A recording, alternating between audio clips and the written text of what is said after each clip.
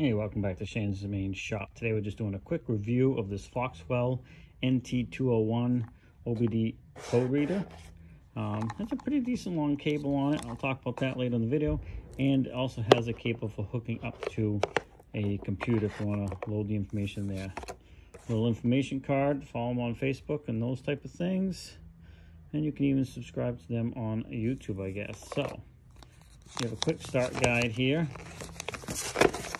This tool is very easy to use, but this will give you a little bit of the information of what you might need to know when you're just getting it fired up. A lot of it is pretty straightforward. Plug it into your USB code port on your vehicle and start your vehicle up and run it to its paces. And this will give you a lot of the information as to what some of those things mean here. And like I said, it does have that cord for hooking up to a computer and uploading the information, so that's handy as well if you're trying to keep track. But I will say this is not a high-end professional model tool, but it does get the job done if we're just trying to read basic codes and check for IM readiness and things like that. So stick around and we'll show you how this thing operates. We're just going to go right into the obd2 scanner part itself. It's as far as the unit itself, it's very lightweight. I'd say it's certainly not a top quality one, but if you're looking for just a quick scan tool for home use, I think this could be a pretty good item. You have to have your vehicle running. Once that's all done, all set, and you're all plugged in, this will automatically connect to the vehicle, and this will be the screen you're looking at. So we'll just click on the enter button, and you'll hear it has a very audible, and you can feel a distinct, click of the button too. And it's going to go ahead and link to the vehicle. And then you can see right here the status, and ask if you want to erase previous data so you can just deal with the current data of this particular test. So I'm going to go ahead and do that. And then you can see right there we can just go ahead and click read codes. You can do erase codes, live data, and all IM readiness and all that kind of stuff. So we're going to go ahead and just read codes and see if this thing comes up with anything. So we'll look for stored codes first, see if there's anything stored in the system. And look at that, no codes stored. So we'll just any key to continue. And let's just see if there's any pending codes. And there's no pending codes either, so that's good news. So we'll escape, we'll go back out of this. Then we can go down. If you were to have codes, you want to get rid of them, it's simple enough to erase them. You just brings this right up here and you select yes or no whether you want to erase those codes. So that's pretty straightforward. And yeah, cancel that. And then you can go down to live data and see what's going on right now as the engine's running. And again, I'm just using these to cycle through. And it's going to connect to read that. Well, it's already connected. It's going to read the data. So okay, you can view data, record data, or playback data. So we're just going to go ahead and review.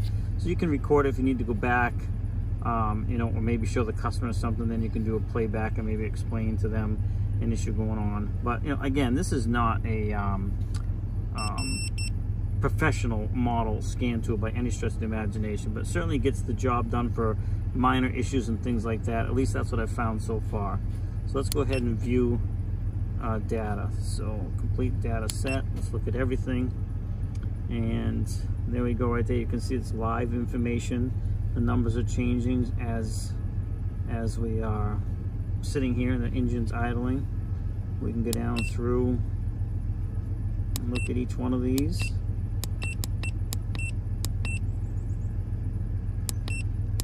So you can see that the RPM, she's right around 800 plus or minus.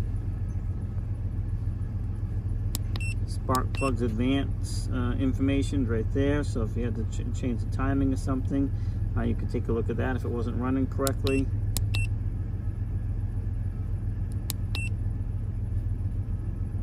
Okay.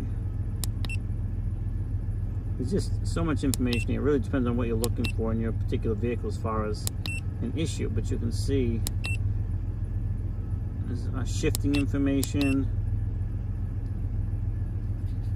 all kinds of stuff. Let's see if we can go back to one and select.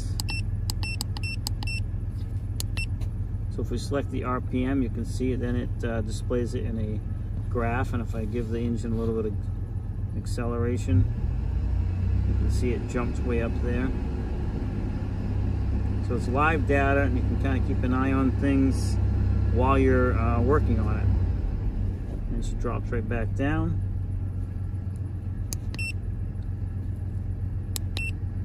And you can see the spark plug changed a little bit when we revved it up, the advance, because you're cranking that engine up a little bit.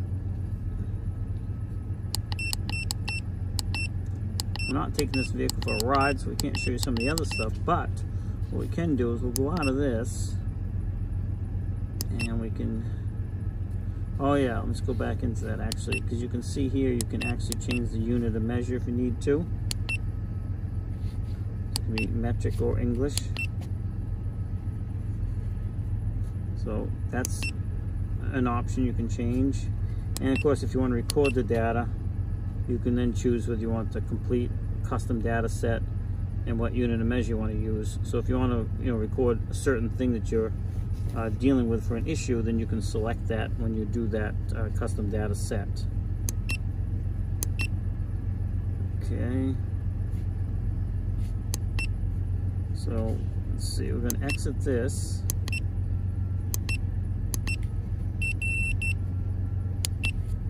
And then we'll go into the IM readiness. Whoops. And you can see I'm just using the up and down buttons. It cycles through those. So if we select that and then select enter, it's going to go ahead and check to see what the status is. And there you go. So it's going to list out all that out. It's going to show if there's any other issues you need to deal with. So pretty versatile tool for basic diagnostic work. Certainly not going to get into the deep and detailed stuff, but definitely could certainly help you out if you're just trying to diagnose a small problem. And then of course, if you do come up with a code, you can go into, whoops, oh, we gotta let that cycle.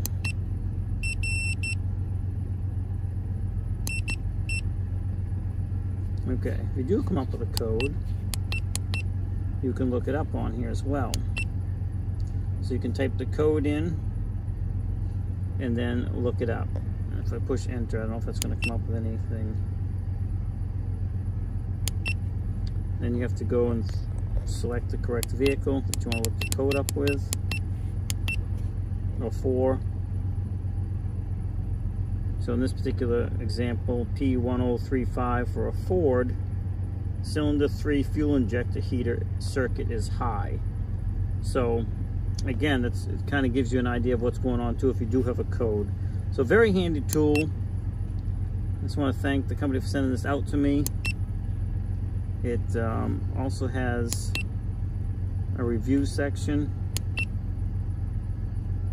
So if you want to do something review, and of course it has, let's see what the about has in it. It's about Foxwell and the tool itself, version. So if you have issues with the tool, you can reach out to them and say, hey, this is the one I have. And then of course you have setup. You can change the language, configure the monitor, use the measure, you can shut the beep off. You can do a tool self-test. Let's see what that is. Look at that.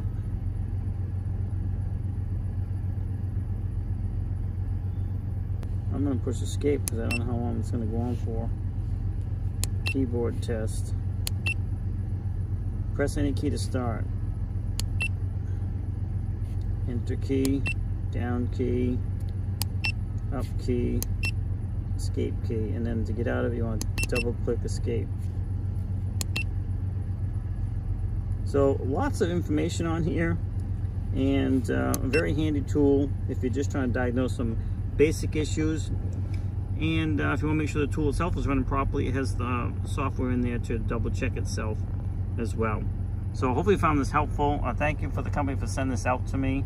I am currently running this unit on a 1997 Ford Ranger, so it's an older vehicle, but it works perfectly well with that as well. If you have any questions, feel free to ask, and we'll see you in the next video. Again, this is the Foxwell scan tool. No OBD code reader, 8 to 18 volt DC. As far as the tool itself, I will say it feels very lightweight. It's definitely not, it doesn't feel like you have anything really in your hand. It's so lightweight, but it does provide a pretty decent cord, so you're not like laying down on the floor. I've seen some that have much shorter cords, so I like that. I can bring it right up here and be sitting in the driver's seat with no problem. There's probably enough cord to even bring it out slightly out to the hood area if you needed to as well, so that's good. So I like that. But yeah, very easy to use. Hope you liked the video. We'll see you next time. Thanks a lot for swinging by Shane's Main Shop. Have a great day.